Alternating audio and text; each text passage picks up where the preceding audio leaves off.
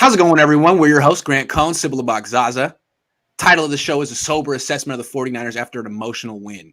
The Niners are in a very interesting part of their season. They're a half game out of playoff contention. They've won 2 of 3. They just beat the Rams on Monday Night Football, and it feels good. So I put up a poll just now on my Twitter. Are the Niners good? And at least 52% of fans said yes, which is interesting because the 49ers are 4-5. And usually in the NFL, you are what your record says you are. But in Santa Clara, you're always better than what your record says, which is interesting. So the Niners are back again, feeling like they're contenders, even though they're 4-5. So let's start with why people feel so good about the 49ers. I mean, they really kicked the Rams' ass. Let's talk about it. Absolutely. I think the number one thing is for every 49ers fan out there that follows any kind of 49er football, they know that we finally got back to the script. That this just looked like a 49ers Kyle Shanahan game. That they would smash mouth football. There was power run. Kittle was running people over. Trent Williams was sandwiching people. It felt like a standard 2019 49ers victory. And I think the nostalgia of what we saw in 2019 kind of coming out in this game, the way they stuck to the run, because if you look at the averages of our backs, it wasn't that good per run. It was actually terrible. Yeah, because they stuck to the run game when they were winning. 5 and 6. Yeah. We were like under 3 with one of ours. Hey, what if Kyle had called the Super Bowl like he called this game? He would have run the clock out and with his 10-point lead and bagged it. And I think that's why a lot of 49ers fans are like, here we go. This is what we want to see. Right. I think most 49er fans, they know we have to run the football. And just seeing that in this game, it adds hope. That's, I think, why people think we are as good as what we look like on Monday Night Football. I think it's more like we can be that good. Right. But let's see. Let's see, because we own the Rams. Yes, they are a good team. Yes, they have Aaron Donald. They have Von Miller now. But Von Miller was new. I think it showed he did okay.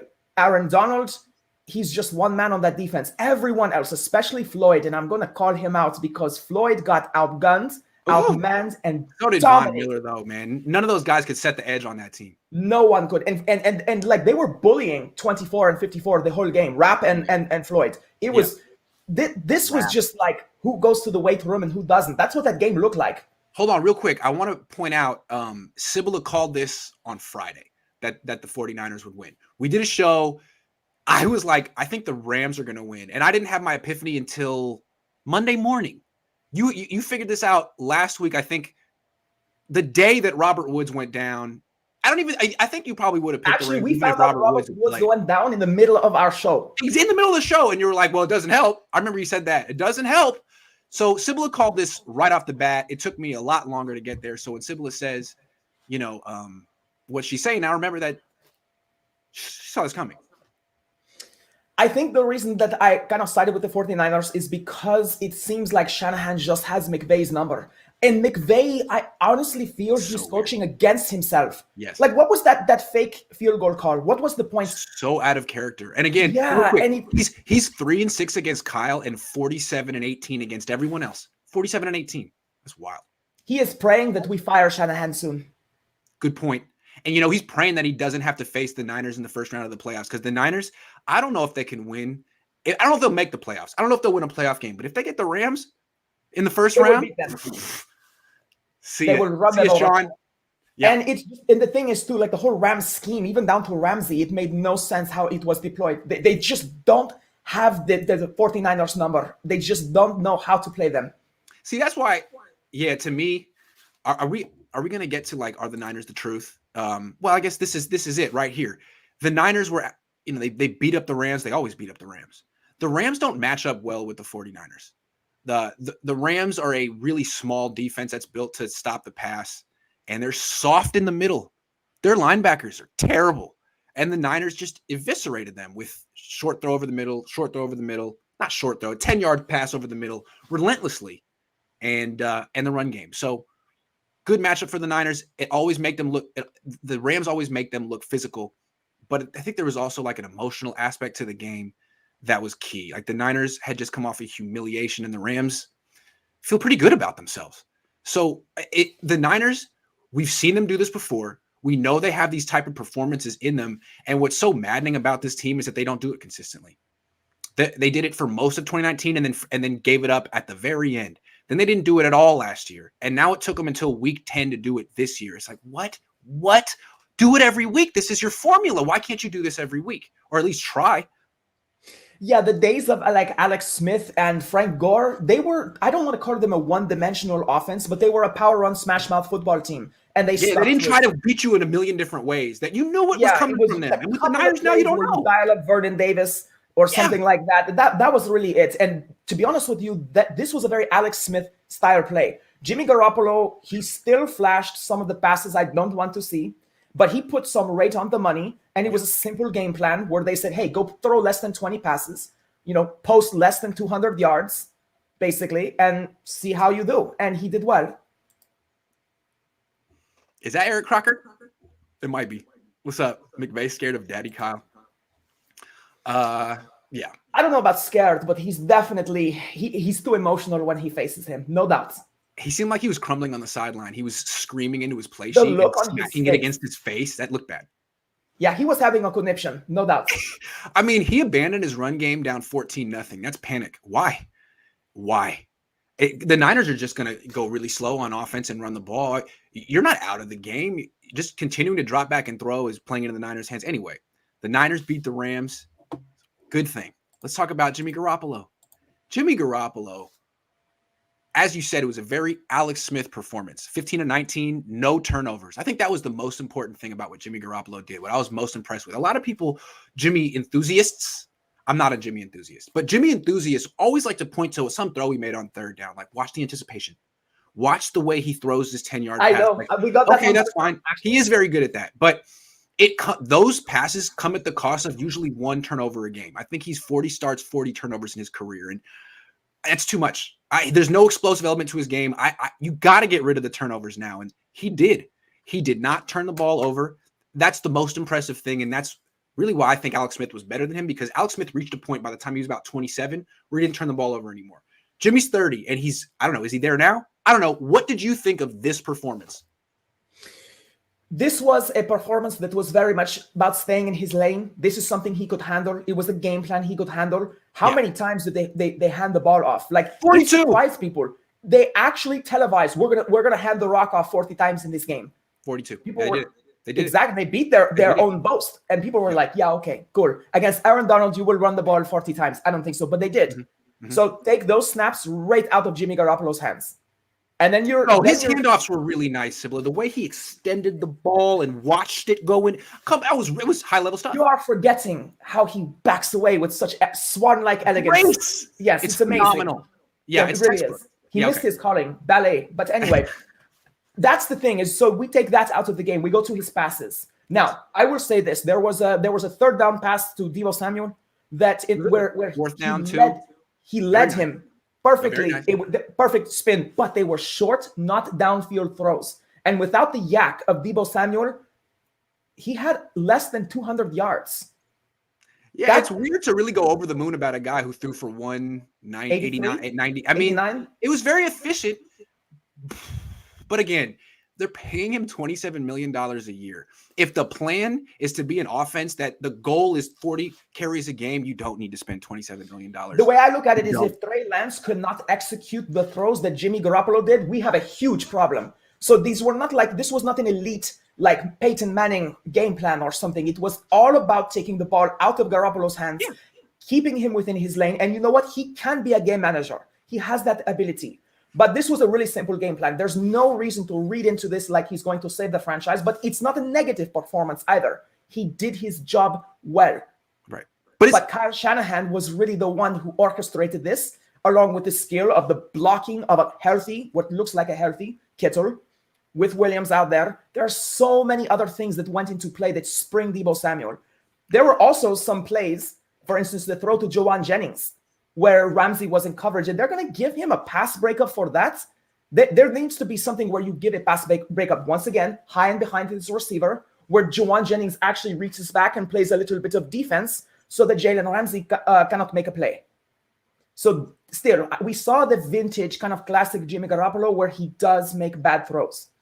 So I don't really think this was more than solid football. But here's why Jimmy Garoppolo is just it does to me. Okay, look, he's so expensive, $27 million a year, and you can't say we're going to drop back 50 times and win because the turnovers are coming. And if it's not his fault, it'll be someone else's fault. And also the pass protection isn't good enough. One reason the Niners have to play this way is it's the only way their offensive line is an asset. When they're running 40 times, the offensive line looks good. When they pass 50 times, Exactly. like last week, the offensive line looks awful. And Jimmy looks like a chicken with his head cut off walking into sacks. So it's not just Jimmy's fault, but it is, though, because when you're paying your mid-tier veteran quarterback $27 million a year, that money comes from somewhere else on the roster, and it almost always comes from the offensive line. There's a bargain at right tackle, a bargain at right guard, a bargain at center, and a bargain at left guard. Now, it's a great left tackle, but that's one player out of 5. So the Niners really can't play that way. And again, if this is the formula, then just get Mac Jones or Trey, whoever. But you're either, to me, if you're spending 27 plus on a quarterback, you have a Hall of Famer. And if you don't, then you have a quarterback on a rookie deal. This thing here is just mediocrity. Yeah, absolutely. And I think that people are forgetting that we were on quite a losing streak there. And so I think there's a bit of an overreaction. It's Monday Night Football. Also, at home, we were on the verge of becoming the worst home team in football history. And while this is not all Jimmy Garoppolo's fault, of course, it's a team effort, or it's injuries, or it's coaching. It's all these things put together. Still, this was a solid average performance, a good game plan against a team which just does not have the ability to match up with the 49ers. Because like you said, weak linebackers versus Trent Williams, George Kittle, Kyle Juszczyk, that's called a run game in the making. Right. So I want to look ahead to this game a little bit, even though it's not one of our banners, but I want to look ahead. So he's now going up against Jacksonville, and this is not an emotionally charged game. The Niners are supposed to win. No one's saying they're bad. In fact, most people are saying they're good and they're going to make the playoffs and go on a run, that they're dangerous. So now we're back to, can the Niners motivate themselves?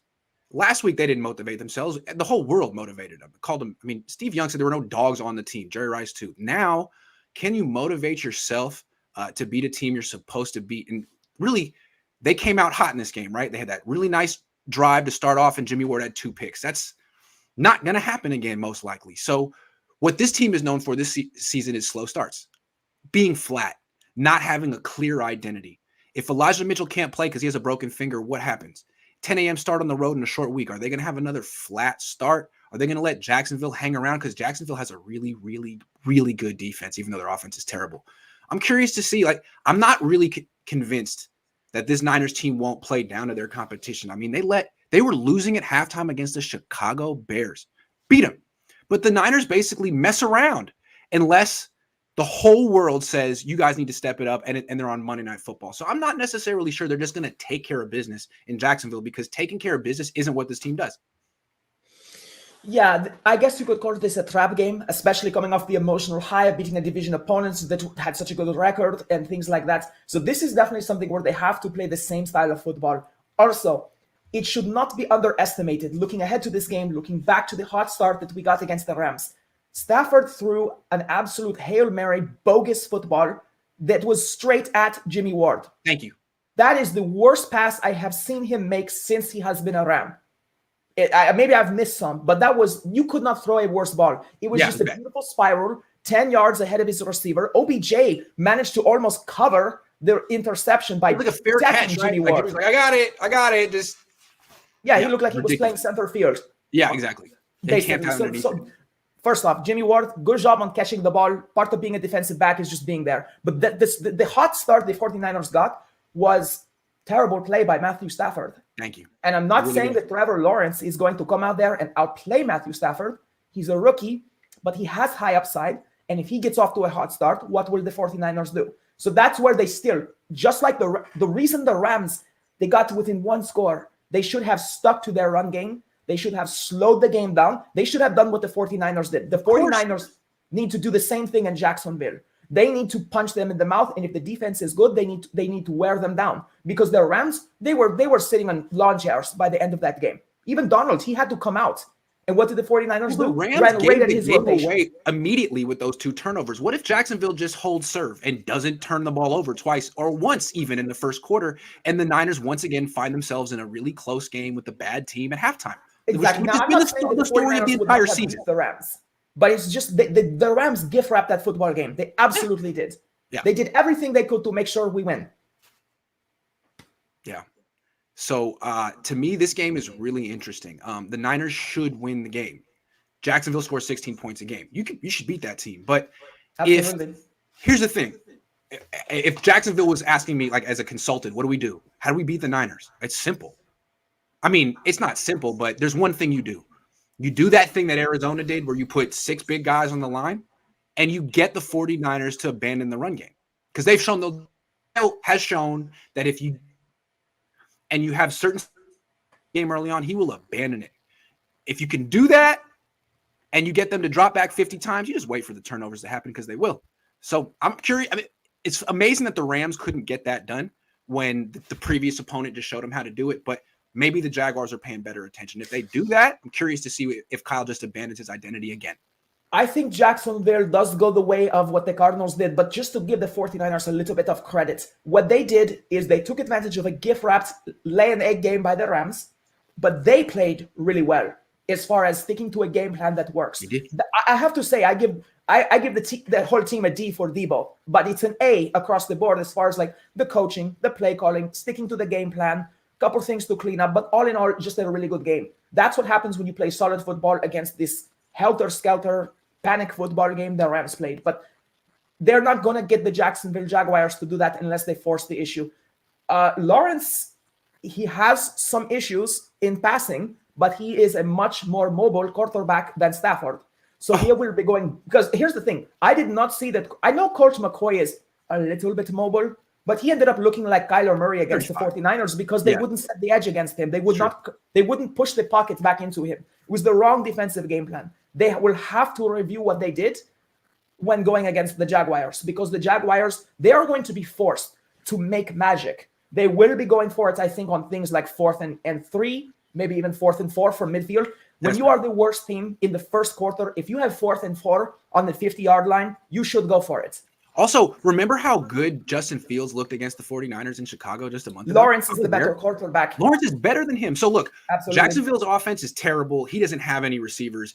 He's a really good player, just like Justin. It's very similar. I mean, Chicago's offense is terrible. I think they came into that game scoring 14 points a game and then managed to get up in the 20s against the Niners, if I'm not mistaken. Anyway, the issue here is the Jacksonville defense. It's really good. They're giving up like 270 yards total per game since their bye week three weeks ago. They beat the Bills, who are the best team in the AFC. Maybe that was amazing. They beat the Bills. They kept them to 6 points. points. Are now going to go face them at home. They really should respect this game, and I think they will. I hope they will. But you're right. This is not to be if they're like, lightly. oh, we're going to throw 50 times and beat Jacksonville. No. You won't. You will not beat Jacksonville. They have to play exactly how they played against the Rams. And even then, it's going to be harder because this is a much better defense than the Rams defense. It's going to be much better. They have a really good linebacker in Miles Jack. They're going to be much better against the run than the Rams were. So it's going to be a tougher. I mean, it wasn't hard at all for the 49ers offense against the Rams. It's going to be really tough. And what the Niners have shown all year is that they have slow starts. And this isn't Monday Night Football with emotion. This is a non-emotional game where it's all about have a standard. Don't play down to your opponent. It's a Sunday morning game. It's a Sunday morning game. Who cares? You're a good team. Play the same way every week. And the Niners haven't shown they can do that. So I'm curious. Yeah, this is definitely a trap game, perhaps more than the Cardinals game with Colt McCoy, because like you said, there's a good defense, and that is absolutely a way to undo Kyle Shanahan's defense. If he gets into a shootout style game, I honestly feel that suits him more than a defensive slow game. Yeah. I mean, if he doesn't trust his defense that day, if he doesn't trust his running game that day, he panics. And here's the thing. We don't know if Elijah Mitchell's going to play. He didn't practice on Wednesday. We'll see if he practices today. He has a pin in his hand. It seems a little ambitious to ask a guy who just had surgery to play a running back? What's he going to do? Have a club on his hand? Maybe he will play. But if he doesn't, Kyle has shown that there's only 2 running backs on this team that he trusts. Mitchell and Wilson. Most are 2, but he's out for the year. He doesn't trust Trey Sermon. He doesn't trust JaMychal Hasty to do anything more than be a third down back. So if they don't have Mitchell, they're not going to be able to run the ball 40 times, let alone 30. The goal should be at least 30 totes. I would have to say they have to get into the 30s, if not 35. And if they can get into 40, I think it's because they're winning the football game. I really wish Thurman would get enough. Here's the thing about being a running back is that it's not just what you do per carry. It's what you do per game. And Trey Sermon is a bruiser-style running back who does find the lanes and hit them with everything he's got. He's not a small man. He's a strong guy. This is a guy who gets better as the game goes on. He really should be a featured back if he was a veteran in another offense. And I hope we do not bury this guy's career because we don't know how to use him. But this is a guy who, for a 30-40 carry game, would be really good. And if he'd been out there, maybe now Elijah Mitchell's finger, these things happen. I mean, you're carrying the ball, you're trying to stiff arm people, things get flexed. It seems like it's a stress fracture or something. But even still, you just wonder where all these little injuries go if Sermon's taking some of the hits. And in a game like this, I would love to see him in there against the fatigued Jacksonville defense. All I'm saying, though, yeah, I'm with you. All I'm saying is that it was amazing to see what the infusion of Jeff Wilson Jr. into the offense did for Kyle Shanahan. I love Jeff Wilson. No, I love him too, and everyone loves Kyle, trusts him, and all of a sudden Jeff Wilson's back, you have Mitchell, and it's like, okay, we're going for 40 runs. Great, you have two running backs you trust. Why couldn't you have done this the last 8 games with Trey Sermon? Like, I like Jeff Wilson Jr., he's a great story, but is he better than Trey Sermon? I don't know that. I think Trey Sermon could have done all these things that Jeff Wilson Jr. did, and the Niners could have actually won more games. We all were upset about Ayuk being in the doghouse. This is the one that's cost them. Sermon. It doesn't make any sense. They're a run-first team. They need him. Yes, absolutely. And we have been saying this for weeks. And I really wish that they hadn't leveled that dirty hit on him in the Philadelphia game, because I feel like Kyle Shanahan finally put him out there. He had a heck of a run, got his head taken off with a really dirty hit. And that was it. No more Sermon after that. So I just feel like he's had a little bit of bad luck. Let's talk about this run game. Is it back? It was back against the Rams. It seems like the 49ers not only found 2 running backs they trust in Mitchell and Wilson, but a scheme that works for them. I mean, the things they were doing, bringing Wilson in motion, Debo in motion, use check, that jet sweep block to kick people out, that was working. It seems like the Niners have a whole package of runs that are effective, kind of like 2019 again. So the run game in its actuality is back, but it was never gone. They just were not using it. And that's the point I think you're trying to make. If you go back to the George Kittle touchdown, where he split the defenders in like double coverage, and he really reached up and got that pass. It was as good a catch. It was a better catch than pass. But still, Garoppolo put the ball where it had to be, where only he could get it. But one of the things that happened on that play, they could have run the ball. And I think they could have nearly scored on a run, just as they scored on the pass, because there was so much respect now for the run game that they were dropping linebackers back. And if you're backpedaling as the interior defenders in the secondary, if you are backpedaling against Mitchell or Wilson, you will get run over. That's how these complementary things have opened each other up. That's why Kittle and Debo and Ayuk look so good out there. They are really good, but they also had opportunities as a result of pounding the football. That's a good way to beat a good defense, is to get them to respect, or at least to realize, look, we can't give them 3 straight carries of 4 yards. And the thing is, Jeff Wilson opened up the game, I think, with like a 5-yard carry, and you just knew he was back. So I feel like Wilson might get more carries this game. That was his first game back.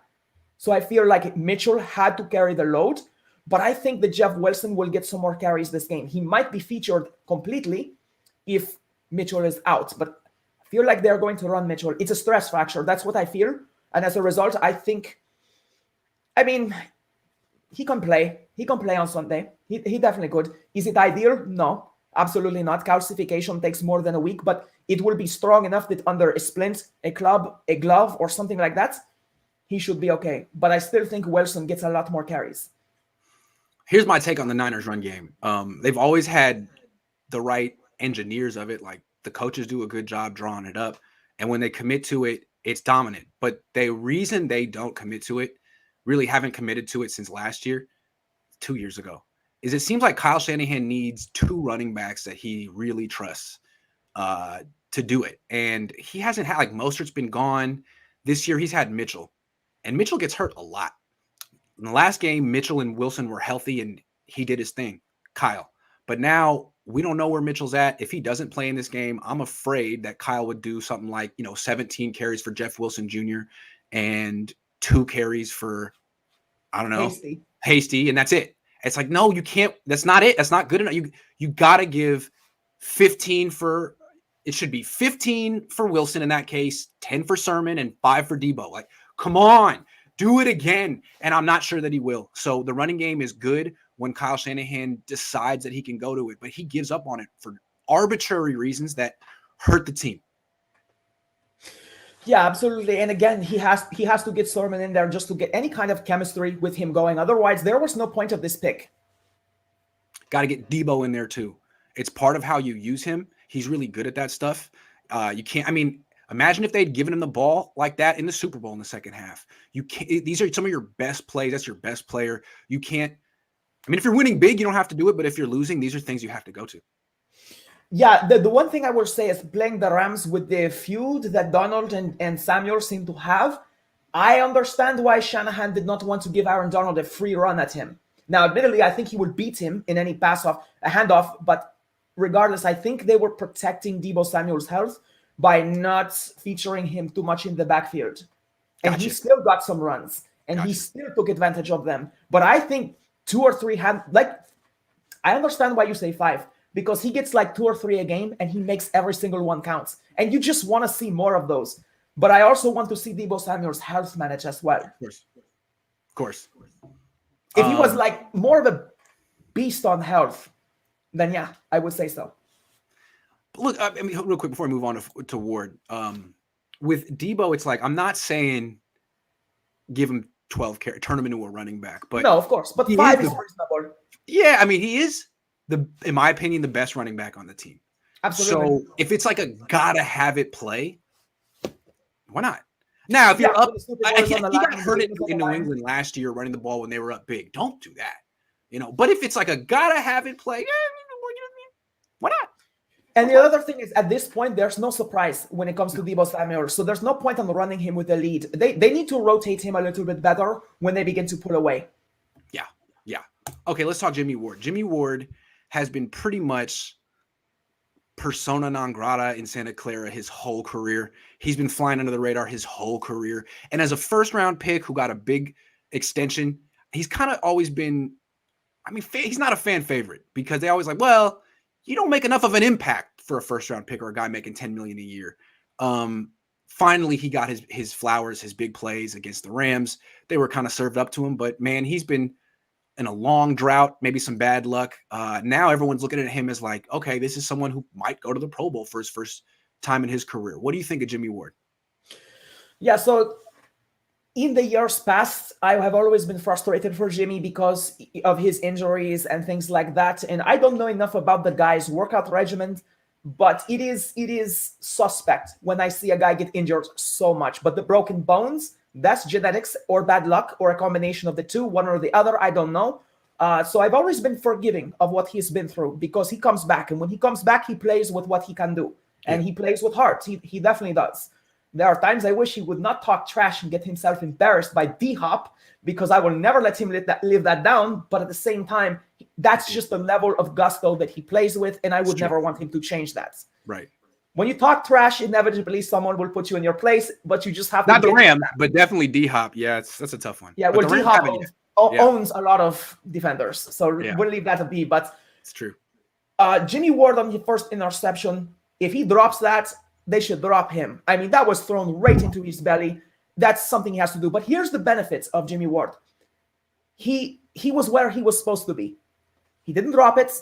He was in the zone, and he didn't bust his assignment. He was the safety. It's the underneath coverage guy's job to stick with OBJ.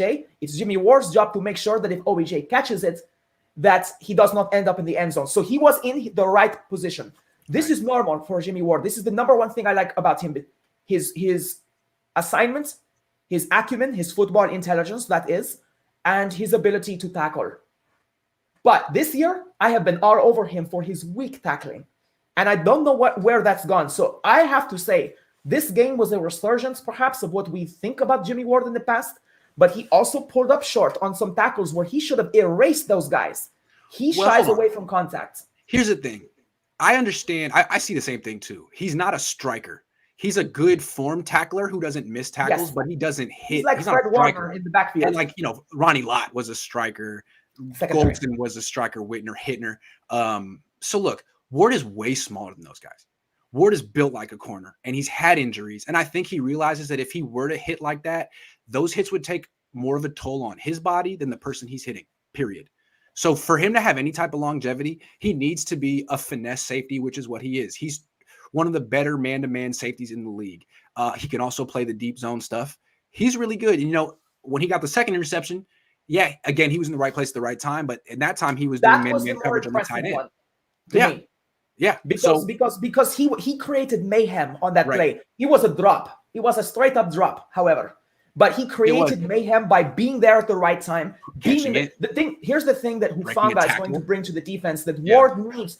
Here's the thing. If Ward wants to be a Pro Bowler or ever be an All-Pro, he's going to have to put his body down sometimes. Hufanga just decks people. Ward he looks strong enough to hit harder. I really feel that. And I've seen but his history has been him and Tart have gotten injured giving out. Am I wrong? But I feel like he broke bones. You can't play scared. If you start to play scared in conservative football, you have already lost. So if it's in his mind, I'm not going to deck this guy, then I don't particularly want him there. Well, hold on. He just having a really good game, and I think what we see is he's a nice pairing with Hufanga. Because if you have a finesse safety like Jimmy Ward, who's really good at what he does, it's nice to pair him with someone who's not a finesse safety, who's a hitter. Absolutely. And it seems like Hufanga has big-time contact courage. Big-time contact courage. It's good. Here's the thing, too. Will Ward get the chance to showcase his finesse skills, his man coverage skills, if Hufanga brings this boom to the secondary of the 49ers? I think it improves him. I think their stock goes up for both of them because Hufanga. You don't want Hufanga in man-to-man coverage, right? Yeah, exactly. Hufanga is going. Well, here's the thing, though, and they noticed this. The sportscasters as well. One of the only things they said that was smart. Hufanga has great game speed, and you don't need. Remember, I said this about him in the draft. He would make up for his lack of speed by having good instinct. And if you get the drop on the guy, you gain a second back on that 4-4, that 4-5 runtime. You can turn that into a 4-3 if you begin to break on the route sooner. I feel like Hufanga will sort a lot of things out while Jimmy Ward gets to sit there and ball hawk. And as a result, I love what Kyle Shanahan said. Tart is not assuming he will be the starter, nor should he. I don't think he should be. I think we benefit more by seeing what Hufanga can do with maybe 2 or 3 games in a row. I like Hufanga. I think what he can do, you never want him in man-to-man coverage because he's not a first-round athlete. He's a fifth-round athlete. But as in the underneath zones, if you're playing cover 3, if he's in the flat, he's a menace. If he's playing single high, his instincts will give him more range than his 40 time would suggest. He's just a football player. That's what he is. One thing though, if you play, let me get technical here. If you play cover 4 with split safeties in the middle, and you go against a 3-by-1 set, that inside receiver on the 3 receiver side, if he runs a deep over route, which is you would burn him. Then basically it becomes man-to-man Talanoa against a free safety. And I think the Cardinals did that to him on that big play 2 weeks ago. So you do have to hide him to an extent, but I think having a finesse safety like Ward allows you to do that. Yeah. And here's the thing. Ward, he used to call himself the eraser. That's not what he is. Saleh called him that. Who called him that? Saleh called him that. Saw him, yeah.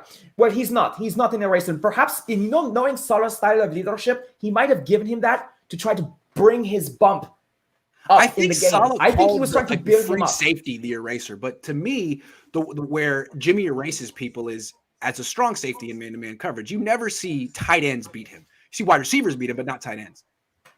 And that's the thing. He lives up to the title of safety. He is there if something goes wrong. He proved that in the game on Monday night. As long as he stays healthy, I think he's good. But they need someone back there. And if Hufanga cannot up his man coverage abilities and they start doing things like you just described, then it becomes a problem. But that's where Ward is supposed to be there to help him. So basically, Hufanga has to play with extreme confidence in Ward's ability to clean up his mistakes. And I think Ward has the speed and finesse to do that. Sorry about that. You know who Hufanga reminds me of a little bit? I mean, not body type, but just the way you use them and how where they're strong and where they're weak. Cam Chancellor. In the sense that Cam, you would never want Cam Chancellor in man-to-man coverage. That's not what he did. But as a zone guy, I mean, he's terrifying. He's a game changer. You may not want him in man coverage, but no man wants to go against him with the rock. Yeah, I mean, running over the middle with Cam Chancellor lurking was terrifying. Was it not? Did he not knock Vernon Davis out of a game? Oh, he pretty much. Vernon was not only did he knock Vernon out of that game, but Vernon was never the same after that. Yeah, exactly. He basically ended his life. He ended his prime. Put it that way. I have Darrell Henderson, right? That's who he hits. Yeah. I just want to say this. As a junior safety, I respect the way that Darrell Henderson popped back up after that. And Hufanga has to be impressed because he leveled him and he got up like no problem. That's a running back, but you make that a slot receiver, he's out. Right. And remember, I'll be honest with you, every receiver wants to play, but this might have been one hit that Robert Woods wanted to sit out on because that would have been him potentially. Yep. And I'm comparing Hufanga to Cam Chancellor. Both were 5th-round picks. That's why my mind went there. I mean, there's the projection of what Hufanga can be. I think a lot of people see the potential. That's where Ward might have to stick around another year to help his development because there's no way we're going to go out into the draft, most likely, and have the draft capital to replace Ward. But I want to see Ward get in the gym and get stronger. He has to get stronger. He has to get healthier and stay healthy. Let's go out on K'Wan Williams. What did you see from K'Wan in this game? That was a terrible game. I was not impressed. So K'Wan had some bad luck, but he had 2 holding calls. I have to say they were the right call. He got beat on a couple of his routes deep, including the one where I felt that Ward should have come up and leveled the guy, but he just kind of like pulled up at the end and let someone else clean up the tackle. K'Wan was like this close to having a good game in every single play, but he just got a little bit beat on every single play that made the highlights, basically. So K'Wan, I'm not concerned, but there's no way Lenoir would have played that game worse than him. Right. Yeah. Yeah, I think the K'Wan Williams era is ending. And the thing about K'Wan, people say he can do people can say he can do everything. I don't think he can do everything. I think he is a very scheme-specific player. If you were playing like the Seattle cover 3 zone all the time, I think he's really good. Because in zone, him being 5'9" isn't a problem. He's just over in the flat, and he's a good tackler, and you can blitz him. So he kind of becomes this playmaker.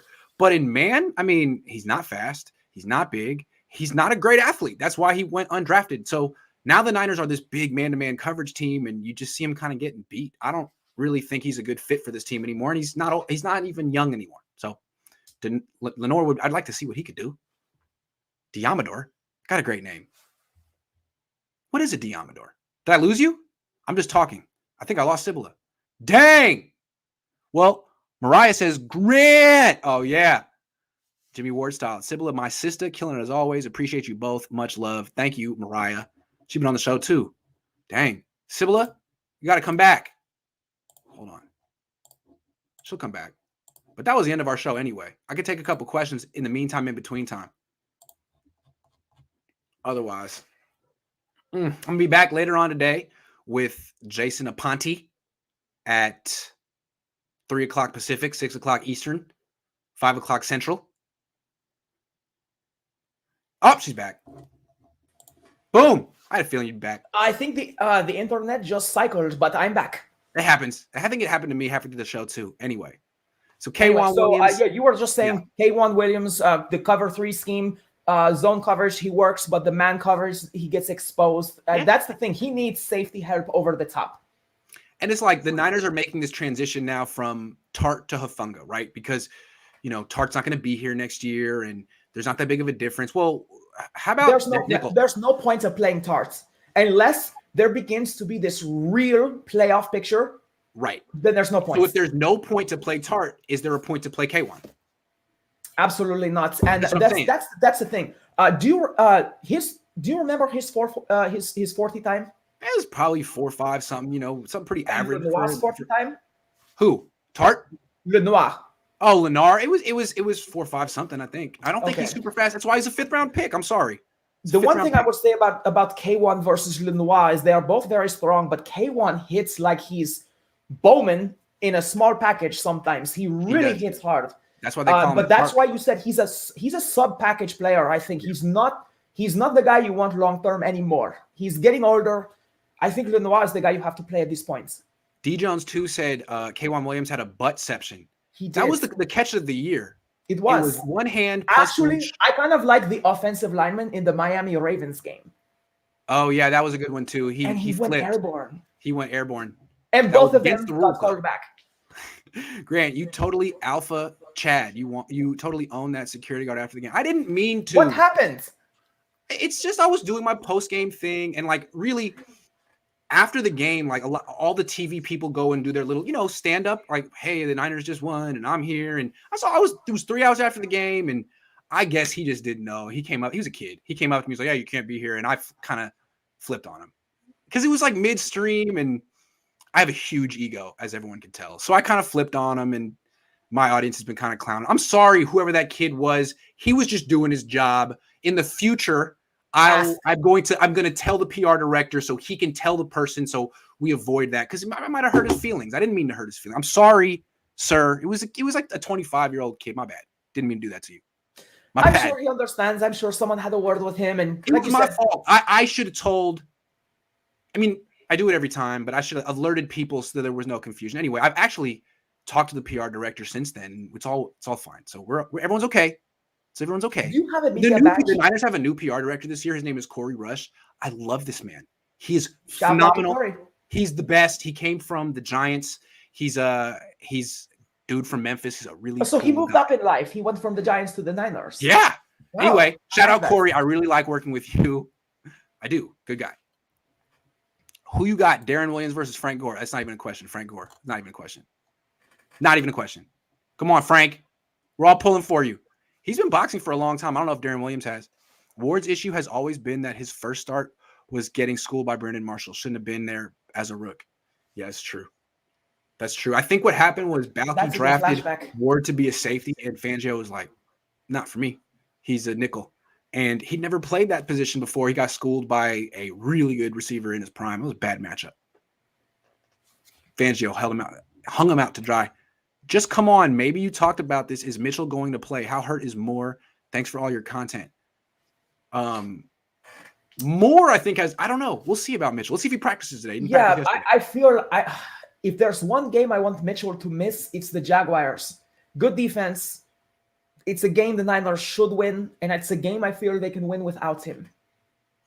But here's the thing, though. Whether or not he plays this game, Mitchell's a issue. I mean, he's the new Mostert. He's great, but he gets hurt every other game. So if the Niners are dependent on him, they're in trouble. They need another running back to add to the crew next year. They need to adapt, and they need to put Sermon in, and they need to have someone carry the bulk of the loads and turn Mitchell into the Mostert style running back where he's just taking the ball 10 to 12 times a game or something like that. That's what I'm saying. I mean, he got hurt week 2, and then he got hurt again a few weeks ago. I mean, it's 3 times he's gotten hurt this year, and it's not his fault. It's just he's a little bit of a smaller running back. He should not be getting. Finger doesn't bother me so much because that could have been stepped on. He might have gotten it snagged while he was carrying the ball or something. All I'm happy is there's no soft tissue damage and no severe broken bones. This was a good game health-wise for him, but a little bit unlucky. So let's see how he bounced back. Absolutely.